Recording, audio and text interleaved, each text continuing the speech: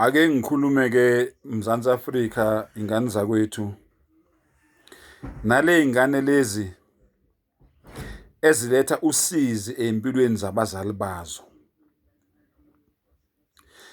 Bafowethu, uma sifunda la kwiverse yeQuran, umdali uthi wabil walidaini ihsana. Abazali bakho bobabili mntanami ubaphathe kahle, ubajabulise, bahlale bejabulile ngawe. Uma sifunda incwadi yeBhayibheli ithi hlonipha uyihlo nenyoko ukuze izinsuku zakho zande ezweni. Mntanami, ungawadeleli lamagama.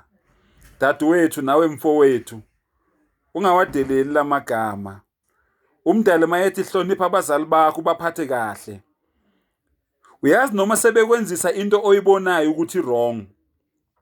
Ngithinta injula manje. Noma sebekwenzisa into oyibonayo ukuthi i-wrong. Uma uwala ukuyenza, yala kodwa usebenzise inhlonipho.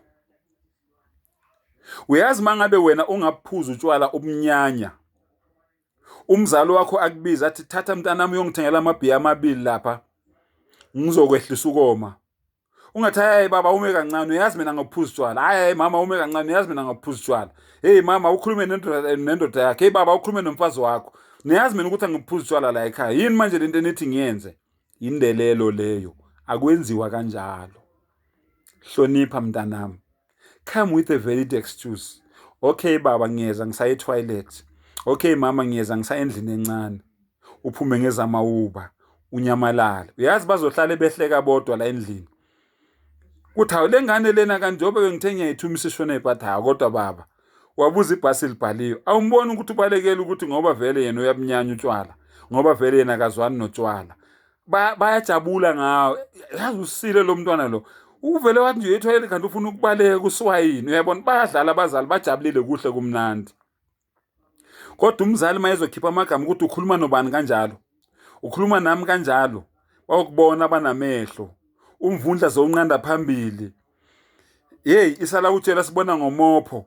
Bazali yekelana uqalekisa izingane zenu. Yebo ama-2K ayadelela, siyavuma sowazele bafowethu. Ayadelela ama-2K kodwa bafowethu asiyekeni ukuyiqalekisa le ingane. Ma-2K yekelana ukushaya abazali benu.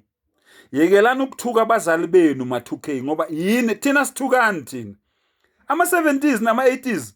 Hayi bafowethu ngeke ngamane ngiphume ngumshiya umzali ethukuthele njalo ngiphume ngihambe ukuthi ngizomphendula noma ngimthuke ngeinhlamba bafowethu. Hayi ngeke thina siyibona ngama-2K leyo nto leyo. Thina indaba yokuthi kune parents meeting esikolweni ngoba abantwana bamameli thina siyibona ngama-2K. Asiyazi thina leyo nto leyo.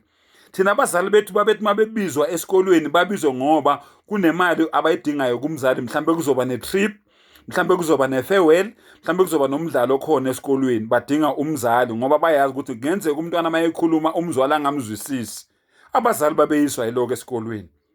Ukuthi kuthiwa kune parents meeting abantwana babhema insangu, abantwana bayagwazana, abantwana bayabulalana, abantwana badlala amadayisi esikolweni, basebebulalene sebegwazene. Asiyazi thina bafowethu leyo nto leyo. Siyibona thina ngama-2K. Ake sihlonipheni abazali ukuze izinsuku zande. Niyabona abantwana bayaphela ngendaba yokungahloniphi. Uma ungahloniphi izinsuku zakho ziyancipha ezweni. Kusho umdala wezinsuku, umenzi wento zonke, umenzi wakho uyena osho njalo, akusho mina. Ake sihlonipheni abazali bafowethu.